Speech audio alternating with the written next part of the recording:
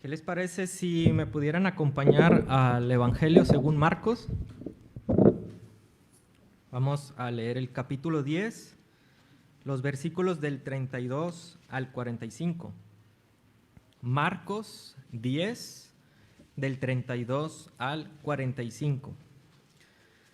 Yo lo voy a leer, ustedes me siguen con su vista y posteriormente a ello vamos a orar.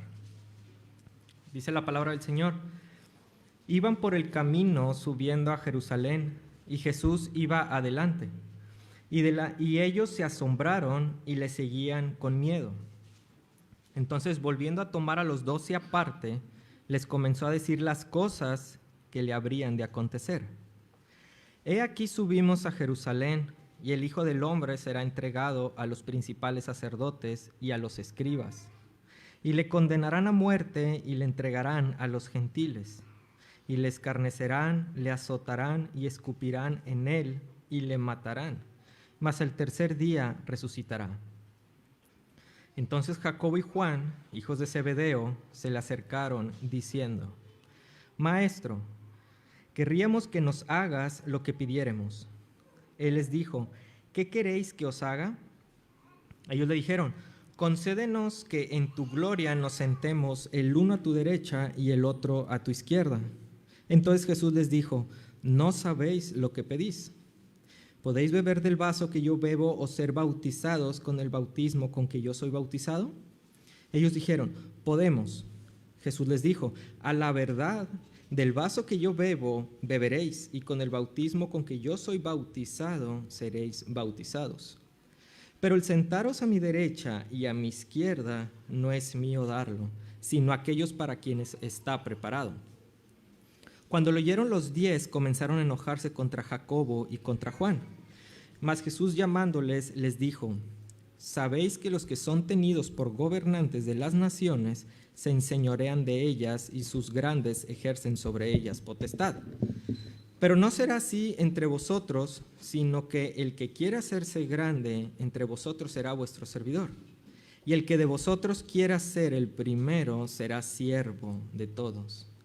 Porque el Hijo del Hombre no vino para ser servido, sino para servir y dar su vida en rescate por muchos. Padre, gracias te damos en esta mañana por tu palabra, pero nosotros somos totalmente insuficientes, mi Señor, para comprenderla y mucho menos para atesorarla y ponerla en práctica.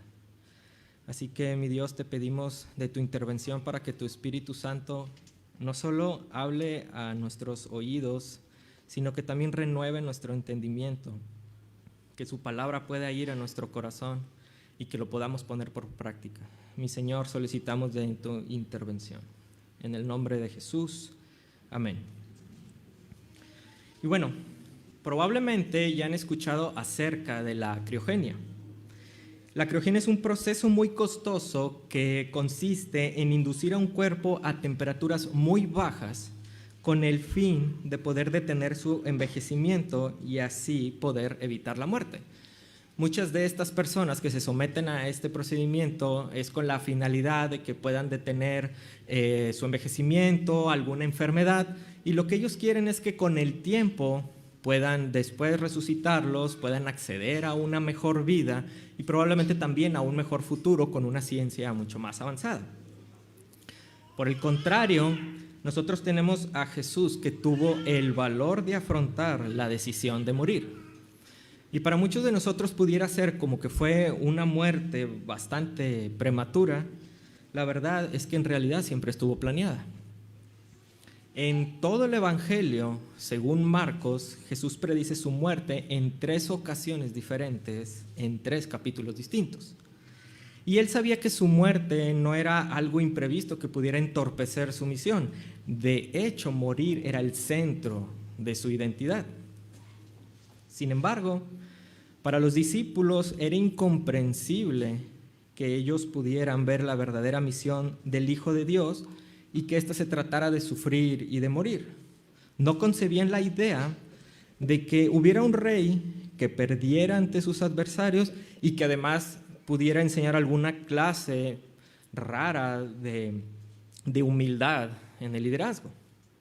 Y el texto nos va a llevar a apreciar las aspiraciones, por un lado, materialistas de los discípulos, en contraste con lo que es la visión del reino de Dios, de la cual ellos no podían concebir que Cristo pusiera de cabeza al mundo al mostrarnos que Él triunfa cuando muere y liderea cuando sirve. Y lo primero que vamos a observar en los versículos del 32 al 34 va a ser una predicción asombrosa de Jesús. Marcos comienza esta historia narrando que un grupo de personas suben a Jerusalén. Y subir a Jerusalén hace referencia al camino que había que tomar a la ciudad santa.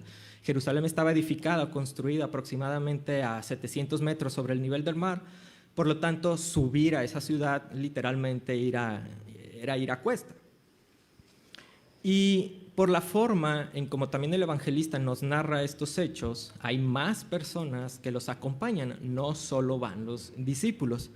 Y nos vamos a encontrar en estos primeros versículos unos apuntes interesantes que Marcos nos está mencionando. Número 1 es que nos dice que Jesús va adelante, Él va liderando la caravana. Y esto es algo poco común debido a que en esos tiempos el rabino o el maestro debería de ir en medio, no adelante. Y Marcos lo que quiere es ilustrarnos la seriedad y la intensidad con la que Jesús está caminando hacia Jerusalén. Y es precisamente esa intensidad la que provoca el asombro de los discípulos y el temor del resto del grupo. ¿Y por qué unos están asombrados? ¿Por qué otros tienen temor? Bueno, la respuesta casi con seguridad tiene que ver con una declaración mesiánica que Pedro hace en el pasaje del capítulo 8 y la consecuente respuesta de Jesús. Pedro declara que Cristo es el Mesías, pero Jesús responde a esto de una manera que es totalmente inesperada e incongruente para ellos. Jesús les avisa que tiene que morir, que tiene que pasar por sufrimiento y que además iba a resucitar. Entonces conocemos el relato, Pedro intenta que Jesús recapacite y evite ese desenlace. Pero Jesús contesta de una manera muy fuerte, no solo a Pedro, sino también voltea a ver a sus discípulos y reprende a Satanás en lo que él considera que es un nuevo ataque para tentarlo a que evite cumplir su misión de sacrificio. Y en muchísimas ocasiones, Marcos, a través de todo su evangelio, nos muestra la ignorancia y también la falta de comprensión que tienen los discípulos a la hora de poder ver cuál es la identidad de Jesús y cuál es su verdadera misión. En la mente de los discípulos, para ellos, solo se imaginan a un Jesús más de corte popular, de corte revolucionario o inclusive de corte militar. Y lo que ellos están pensando es que por fin ha llegado ese momento en donde Jesús va a sufrir a Jerusalén, pero el temor de ellos es porque creen que Jesús va a sufrir en un enfrentamiento o con el gobierno romano o con la élite judía. Y así ellos por fin se hacen la idea de que es momento de que Jesús tome ese trono, los libere y además los ponga a ellos en posiciones de honor. Ahora, no era la primera vez que Jesús en realidad había hablado de su sufrimiento. Son los discípulos los que no pueden comprender lo que Jesús habla. En el capítulo 8, él anunció que era necesario que el Hijo del Hombre sufriera, que fuera rechazado, que se le quite la vida y después de 3 días, entonces, iba a resucitar. Aquí Pedro contesta con lo que ahorita comentamos, un intento de que Jesús recapacite y no elija ir a la muerte. En el siguiente capítulo, en el 9, dijo que el Hijo del Hombre será entregado y que en 3 días iba a resucitar. Pero en esa ocasión, y bastante extraño, lo que los discípulos hacen es empezar a disputarse por saber quién es el mayor de ellos. Y por tercera ocasión, Jesús volverá a predecir su muerte y su resurrección, pero ahora lo va a hacer con más lujo de detalle. Primero, cuenta que va a ser condenado a muerte por los líderes judíos, pero entregado a los gentiles. Y nosotros recordemos que la élite judía se componía principalmente de 2 facciones. Estaban los saduceos, estaban los fariseos, y que de hecho se consideraban a sí mismos como los peores enemigos. Pero Demostraron hacer un excelente trabajo cuando los unía el mismo interés en común, y era odiar a Jesús.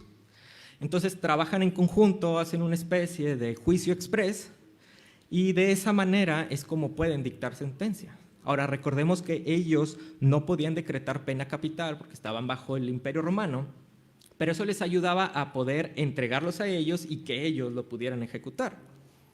Y no solo eso, Jesús también dice que va a ser ridiculizado, va a ser escupido, azotado y va a morir. Y al igual que las otras dos predicciones, también anuncia que va a resucitar. Pero nuevamente, hay un concepto en la mente de los discípulos que les impide comprender cómo es la misión de Jesús y cuál es también el rol de ellos como discípulos y seguidores. Y es que en un mundo que está tan acostumbrado a seguir el éxito, a seguir la gloria y a acaparar los aplausos, es muy raro que alguien renuncie a ellos. Pero es muy interesante la historia que tenemos de Eric Liddell. Él fue un escocés que nació en 1902, hijo de misioneros, y él es considerado como el mejor deportista olímpico que la nación de Escocia haya tenido. Y Eric no solo era sobresaliente en el atletismo, sino también era un cristiano comprometido con su fe y con una gran devoción a Dios. Y de repente, Eric comprende la urgencia de la predicación del Evangelio de una manera que se siente obligado a renunciar a todos sus honores, a toda la fama que había adquirido como deportista. Para el mundo, en realidad, dejar el éxito, dejar los aplausos, dejar la autopromoción para ser un evangelista que va y sufre en China, pues es totalmente una locura. Y ambicionar y esforzarse por ser el mejor en la vocación, tal y como Eric lo hacía, en realidad no es nada malo, ¿no? Todos nosotros tenemos una vocación y debemos de esforzarnos para hacerlo lo mejor que podamos porque lo hacemos para el Señor. Pero el problema radica en que si esa vocación te hace perseguir la gloria terrenal y te vuelve insensible a la causa de Cristo, es entonces que necesitas replantear tu concepción de cómo es ser un discípulo de Jesús. Porque tarde que temprano nos damos cuenta que ni todo el éxito, ni todas las riquezas, ni todo el prestigio pueden satisfacernos. Tim Challies dice: la alegría más profunda y duradera que este mundo ofrece es la alegría que viene de la búsqueda constante del reino de Dios en lugar del reino propio. Y es que el llamado a ser verdaderos discípulos de Cristo es asegurarse que su causa sea más importante que tu trabajo, sea más importante que tu desarrollo profesional y sea más importante que cualquiera de tus aspiraciones terrenales. Pero según Santiago, según Juan, el reino de Dios se tenía que ejecutar de la manera en como ellos querían. Querían que Jesús les permitiera tener reconocimiento y privilegios. Y ahora, en los versículos del 35 al 40, van a hacer una petición muy atrevida a Jesús. Estos dos hermanos, viendo que Jesús por fin va decididamente a Jerusalén, ellos creen que es el momento adecuado para ganarse un lugar en ese reino mesiánico que está por inaugurarse. Ellos piensan que es el momento en el que Jesús por fin va a ser rey. Y la frase que ellos utilizan, querríamos que nos hagas lo que pidiéramos, en realidad está denotando que esperan que Jesús les conceda algo sin que antes se lo expliquen. Y de alguna manera ellos podían reconocer que en conjunto con Pedro formaban ese círculo íntimo con el Señor. Habían pasado tiempo con el Señor de manera que los demás discípulos no.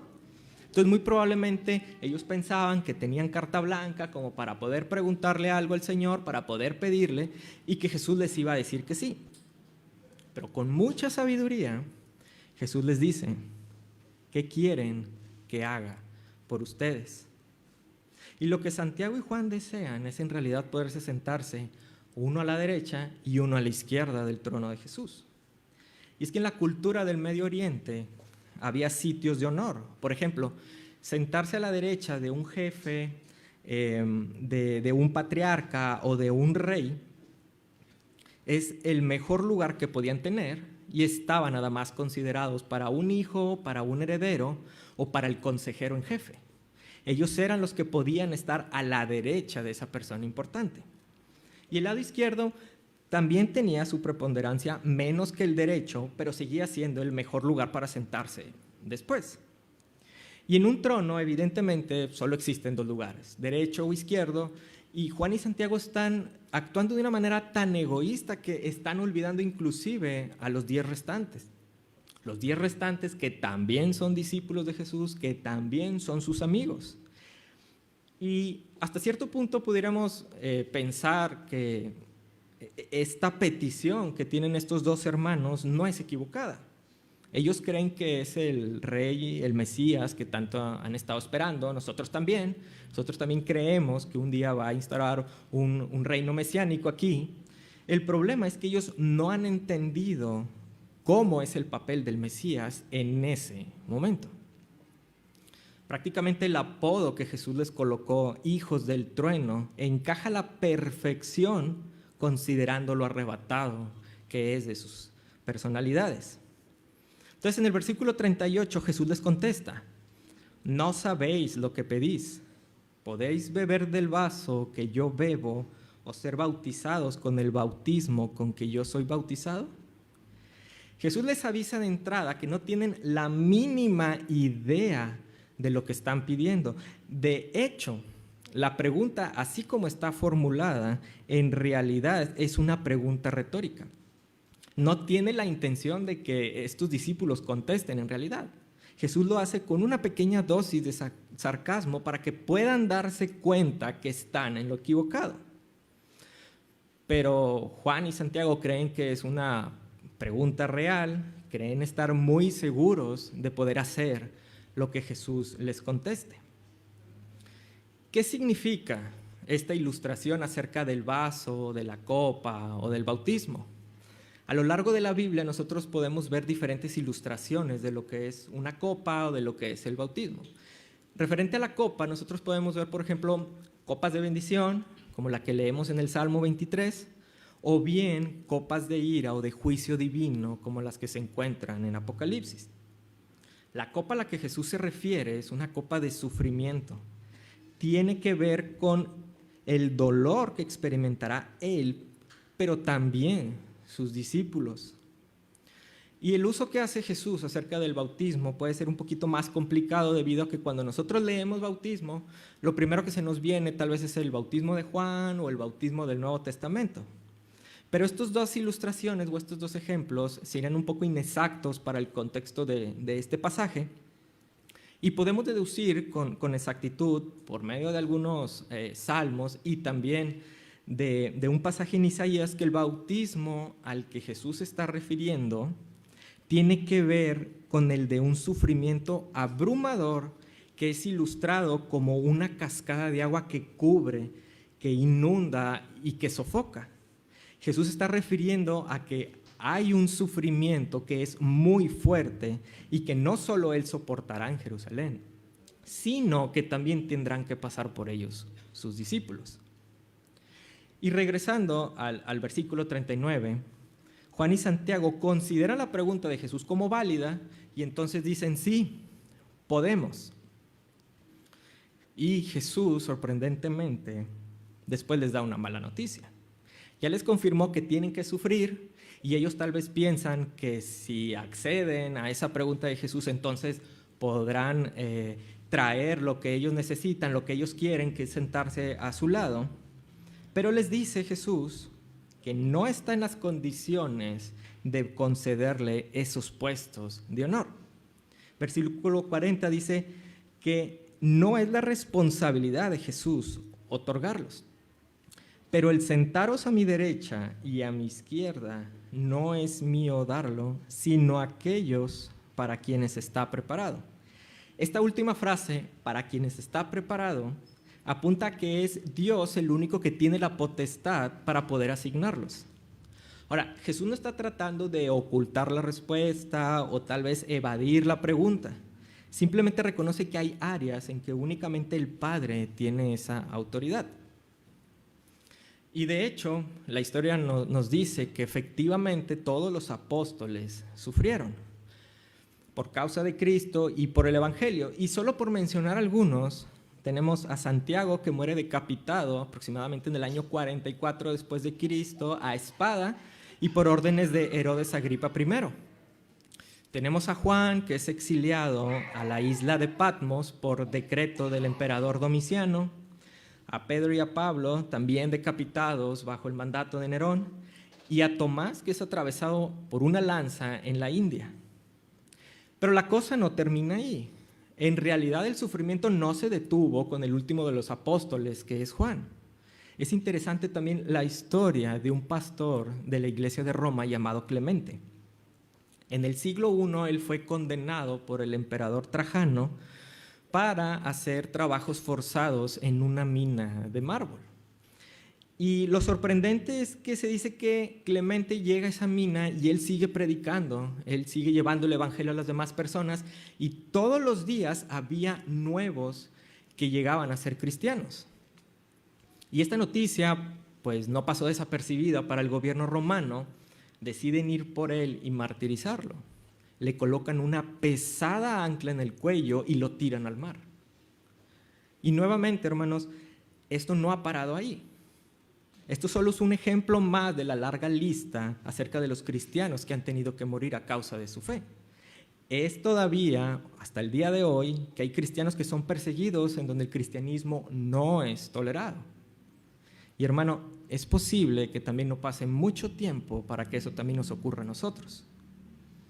Si lo han visto, si lo han apreciado, los cristianos de este lado, los cristianos occidentales, empezamos a ser odiados por todos aquellos que quieren que avance la ideología de género. Posiblemente no pase mucho tiempo para que nosotros también suframos por causa de Cristo. Pero en realidad esto no debería de sorprendernos, la misma Biblia lo ha advertido. En Filipenses 1:29, yo se lo voy a leer, el apóstol Pablo declara de una manera bastante directa que la vocación de un cristiano en realidad es el sufrimiento. Dice, porque a vosotros os es concedido a causa de Cristo, no solo que creáis en Él, sino que también padezcáis por Él. Y esto choca directamente con algunas malas teologías contemporáneas, como es la del falso evangelio de la prosperidad o la de la confesión positiva. ¿De qué tratan? Bueno, estas personas que enseñan estas doctrinas falsas argumentan que si tú cumples con tus deberes cristianos, que si cumples con todos los mandamientos y si no fallas en dar tus ofrendas y tus diezmos, entonces demuestras que eres un verdadero hijo de Dios, por lo tanto, debes de prosperar en todos tus bienes materiales. Y al revés, si entonces te va mal, pues quiere decir que algo has dejado de hacer, no estás honrando a Dios con tus finanzas, y entonces eso es la evidencia de tu mala fidelidad a Dios. Pero lo que ellos enseñan es un grave error y están representando un falso cristianismo que es muy materialista. Ahora, por otro lado, eso no significa que el verdadero cristiano debería de romantizar el sufrimiento y buscar cada vez maneras para martirizarse a propósito y con la creencia de que a lo mejor eso nos va a hacer mejores representantes del evangelio o que vamos a avanzar más rápido el reino de Dios. De ninguna manera. Nosotros no creemos que el retiro voluntario a los monasterios puedan ayudarnos en nuestra santificación. Tampoco creemos que el duro trato a nuestro cuerpo, como son las filosofías ascéticas, promuevan una mejoría en nuestra espiritualidad. Esto no es autoinfligido, sino que es permitido, pero también orquestado por Dios y para cumplir sus propósitos específicos. Es para su gloria, es para el avance del evangelio, es para la purificación de su iglesia y también es en señal de nuestra verdadera vocación como cristianos, como nuestra conversión. Y también nos ayuda para nuestra santificación, para parecernos más a Él. Y quiero parafrasear al pastor Miguel Núñez. Él dice, Cualquier enseñanza que llame al cristiano a vivir una vida de comodidad deshonra la cruz de Cristo. Estamos aquí para luchar por el éxito de su cruz, no por nuestro éxito profesional, ni tampoco personal. Y si Santiago y Juan no podían entender en realidad esto, cómo es que debía ser el camino de la cruz y del costo del discipulado, pues tampoco Pedro ni los 9 restantes. Ya hemos visto que Jesús hace una predicción asombrosa sobre su martirio. Acabamos de ver esta petición atrevida de Juan y de Santiago, pero ahora, en los versículos del 41 al 45, vamos a ver una respuesta que es bastante inesperada de Jesús para los discípulos.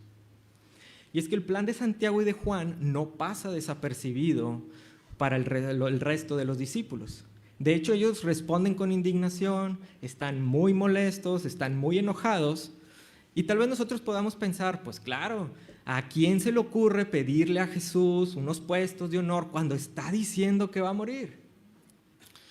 Pues la verdad es que estos discípulos pensaban igual que Juan y Santiago. Ellos también querían puestos de honor en ese reino mesiánico. Entonces Jesús, nuevamente, los reúne y lo hace en privado. Recuerden que no iban solos en el camino. Nuevamente es tiempo de enseñarles cuál es ese precio de ser discípulos. Ya lo había hecho anteriormente al reprender a Satanás en la conversación con Pedro. Y en esa ocasión dijo que era necesario que nos negáramos a nosotros mismos, que cargáramos nuestra cruz y que lo siguiéramos. Porque el que se aferra a los placeres de este mundo perderá su alma. Pero el que sigue el Evangelio, el que sigue a Cristo, es el que puede salvarse. O cuando se pelearon por saber quién era el mayor de todos. Jesús los toma y les explica que si quieren ser el mayor, entonces tienen que ser el menor y tienen que servir a los demás. Pero el problema de los discípulos es que tienen una miopía espiritual severa y no entienden las implicaciones que es de pertenecer a un reino de Dios. Repetidamente ellos solo están buscando poder y autopromoción. Entonces Jesús utiliza el ejemplo del liderazgo del mundo para poder contrastarlo de cómo debe ser el liderazgo en el reino de Dios. Y en los versículos del 42 al 45 Él les dice: sabéis que los que son tenidos por gobernantes de las naciones se enseñorean de ellas y sus grandes ejercen sobre ellas potestad. Pero no será así entre vosotros, sino que el que quiera hacerse grande entre vosotros será vuestro servidor. Y el que de vosotros quiera ser el primero será siervo de todos. Por una parte, muestra a esos gobernantes del mundo que se enseñorean y ejercen un dominio sobre todas las personas al muy puro estilo como sigue sucediendo al día de hoy. Pero por otra, Jesús menciona cuál es el modo que debe hacerse en su reino. El que quiera ser el más grande tiene que ser el más pequeño y tiene que ser servidor. El que quiera ser primero tiene que ser el último y ser esclavo. Y hermanos, si cree que este tipo de cosas solo suceden en el mundo, no es así. En 1996, en la ciudad de Seattle, en Estados Unidos, se plantaría una iglesia que con el tiempo crecería exponencialmente. Y esa iglesia se convertiría en una de las congregaciones evangélicas más grandes y más representativas, a tal grado que inclusive los medios de comunicación tenían ojos sobre ellos. Y el mayor responsable del éxito de esta congregación era su pastor principal, un hombre que tiene mucha facilidad de palabra, tiene mucho carisma y también mucha habilidad. Y con esa habilidad atraía a las personas a su iglesia, donde él pastoreaba, y él les decía que su iglesia era una iglesia de sana doctrina y que además era reformada. Pero pasan 18 años para que se muestren unas acusaciones en su contra y se sometieran a investigación. Se realiza esta investigación por un largo proceso y se dictamina públicamente que había suficiente evidencia para señalar a este pastor principal como un líder que era iracundo, arrogante, autoritario y que además tenía prácticas ilegales que no debía de tener un pastor. Y el resultado fue explosivo. Ya sabemos que tenía la mirada de los medios en Estados Unidos y todos sus abusos documentados fueron exhibidos públicamente. La organización que lo había ayudado a plantar su iglesia le retiró el apoyo y dijo que él era una deshonra para el nombre de Cristo. Y todas las editoriales cristianas que habían dado sus libros en sus estantes, los quitaron inmediatamente. Al día siguiente no había ningún libro de él. Hasta la fecha, él continúa siendo líder, aunque lejos de esa misma zona o rango o denominación, para colaborar con otro tipo de pastores. Y es hasta el día de hoy que muchos consideran que esa persona está descalificada para ejercer el ministerio pastoral. Y hermano, no creas que esto no te puede pasar a ti. En realidad, ninguno de nosotros está exento de que hagamos mal uso del liderazgo. Incluso, pudiera ser que ahorita estés creyendo servir a Dios, servir a la causa de Cristo, pero en el fondo podemos estarlo haciendo porque ambicionamos poder, porque buscamos reconocimiento, queremos aprobación, buscamos el aplauso de las personas y lo más peligroso de todo, ¿crees que sirviendo dentro de una congregación puedes alimentar tu autoestima y así sentirte útil? Pero todas estas cosas no demuestran a un verdadero cristiano que sirve desinteresadamente. Quien más alardea de su servicio a Dios es quien más atención desea para sí mismo. Pero Dios no nos ha llamado a ejercer este tipo de liderazgo.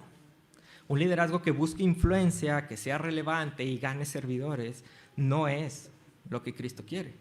El liderazgo que Él enseña es el que está centrado en los demás a fin de que podamos cubrir sus necesidades y que no los utilicemos para cubrir las de nosotros.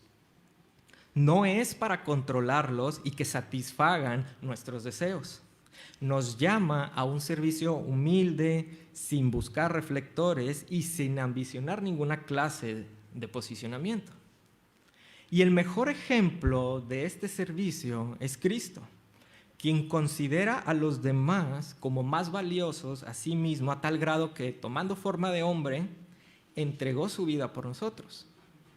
Y es que Cristo no le debía nada a nadie, Él no necesitaba nada, y aún así vino, se humilló para salvar un montón de pecadores como tú y como yo. Y en el versículo 45, ahí se nos ofrece resumido todo el Evangelio según Marcos. Ahí vemos la verdadera identidad del Mesías, que es un Mesías sufriente, un Cristo que vive para entregar su vida en servicio por los demás. Porque el Hijo del Hombre no vino para ser servido, sino para servir y dar su vida en rescate por muchos. Y aquí está el clímax de todo el pasaje. Es cuando Jesús se apunta a sí mismo como el ejemplo perfecto de amor sacrificial. Jesús no vino para establecer dominio sobre las demás personas, vino para rescatar a otros. Nuevamente, en este versículo, Jesús se llama a sí mismo como el Hijo del Hombre, en una alusión a la visión de Daniel, capítulo 7, versículos 13 y 14. Pero quiere que quede muy claro que el acto supremo de servicio, de liderazgo, es su muerte sacrificial. El acto donde da su vida como rescate por los pecadores, ahí apunta. Y claro, los discípulos no estaban esperando eso. Ellos esperaban que el Mesías tuviera un trono y una corona de oro. Y no estaban esperando que su Mesías cargara una cruz y tuviera una corona de espinas. No esperaban que ese Hijo del Hombre, el cual se dice que recibe toda la gloria, toda la alabanza, todo el honor y toda la potestad y gobierno por la eternidad, decidiera ser un siervo que glorifica al Padre muriendo por los demás. Esta palabra en este versículo, rescate, significa comprar la libertad de un esclavo prisionero con el fin de hacerlo libre. Y es en la muerte de este rey que hay rescate, ejecuta un pago necesario para liberar a su pueblo que es oprimido por el pecado, Y ese precio que da en rescate por nuestra libertad se da colgando de una cruz, vertiendo toda su sangre. Y estas palabras del versículo 45 nos deben de recordar a Isaías 53, que dice: porque derramó su vida hasta la muerte y fue contado entre los transgresores. Cargó con el pecado de muchos e intercedió por ellos. Y es que amar hasta que duela cuesta, y cuesta muchísimo. No puedes amar tanto a alguien sin en realidad llevarte un precio por amarlo. Podemos amar tanto a nuestros padres, amamos a nuestra esposa, amamos a nuestro hijo, a tal grado que inclusive podemos traspasar sus problemas y sus necesidades hacia nosotros. Pero no podemos mentir que muchas veces hemos sufrido tanto desgaste que queremos dar marcha atrás. Es tan pesada esa losa y no queremos seguir sufriendo un desgaste físico, económico o emocional. Pero donde tú y yo fallamos como padres, como esposo, como hijo, es donde Cristo triunfa. Él es el ejemplo por excelencia del amor sacrificial por otros. Tú y yo somos completamente incapaces de poder amar de la forma en que Cristo nos ama a nosotros. Dios puede amar más que tú y ama más que yo. Y Dios no ignoró nuestra enfermedad, no ignoró nuestro peor problema, sino que vino a ayudarnos y lo hizo hasta las últimas consecuencias, hasta terminar cada una de su sangre. Muere para rescatarnos, salda nuestra cuenta y además habita en nosotros para capacitarnos a dejar nuestra comodidad y así poder ayudar a otros desinteresadamente. Pero quiero advertirte de una cosa. Es acerca de la tentación de creer y anunciarles a otros que tu amor y tus obras al prójimo es el mensaje que embellece y adorna el Evangelio. Tienes que entender que el ejemplo de servicio desinteresado no está representado en ti y que el anuncio del Evangelio no es tu sacrificio por los demás, no es tu sacrificio, no es tu servicio, no son tus obras de caridad. Tal y como lo vemos en el versículo 45, la obra del Evangelio y el ejemplo de servicio le pertenece únicamente a Cristo y a nadie más. Carlos Spurgeon decía: cuenta mucho de lo que el Señor ha hecho por ti, pero cuenta poco de lo que tú haces por Él. Y es que nosotros solamente estamos respondiendo a su llamado, intentamos ser siervos fieles, actuamos valientemente por amor a lo que ha hecho por nosotros y porque Él mismo nos ha capacitado para poder hacerlo. No intentes que otros te vean a ti. Lleva a esas personas a voltear a Cristo y a su cruz. Quiero concluir, hermanos, con lo siguiente. La misión de Cristo no era la de un líder exitoso que viene a dominar sobre las demás personas. Definitivamente no es así. Es la de un Mesías que lidera sirviendo, gana perdiendo y se corona muriendo. Si aquí hay alguien que todavía no ha ido a los pies de Cristo, quiero decirte que a diferencia de otras religiones y sus líderes, en el cristianismo se encuentra Jesús en el centro, como el rey que muere para que tú puedas vivir eternamente. Tienes una deuda muy grande delante de Dios y no hay ninguna obra que pueda saldarla. Pero Dios te ha amado tanto que dio a su Hijo para que pudieras pagar por cada uno de tus engaños, por cada una de tus codicias y por cada una de tus mentiras. Arrepiéntete de tus pecados y cree que la muerte de Cristo en la cruz y su resurrección te salva. Porque si no lo haces, seguirás caminando y viviendo en condenación. Pero si tú ya conoces a Cristo, entonces déjame decirte que hay ocasiones en las que nos podemos parecer más a los discípulos que al Jesús mismo. Y es que el cristianismo no es un estilo de vida que nos va a permitir estar más cerca de Dios para entonces asegurarnos posiciones de ventaja. Jesús no vino para impulsarte a que tengas dinero, a que tengas poder, a que tengas influencia o a que tengas relevancia sobre otros. Ni siquiera, mucho menos dentro de la iglesia. Eso es dominancia, eso no es servicio. Hermano, si somos discípulos de Cristo, ¿consideras que entonces deberíamos de buscar gloria y éxito terrenal cuando nuestro Señor murió de manera tan vergonzosa? Si quieres entender a Jesús, es necesario que aceptes su destino como el Mesías que muere por otros y asumir ese mismo destino para ti mismo. Si ya hemos sido salvados por Cristo, le pertenecemos a Él y para su causa por completo. Vamos a orar. Padre Celestial, por sí mismo, Señor, no podemos lograr nada bueno y todos nuestros esfuerzos servirían simplemente para hacer nuestro reino aquí en la tierra, y que sería totalmente efímero, innecesario, mi Señor, y no podría salvarnos. Pero tú, Señor, puedes venir a nosotros, a nuestro corazón, y hacernos entender que tú eres un Mesías que muere y que nos sirve.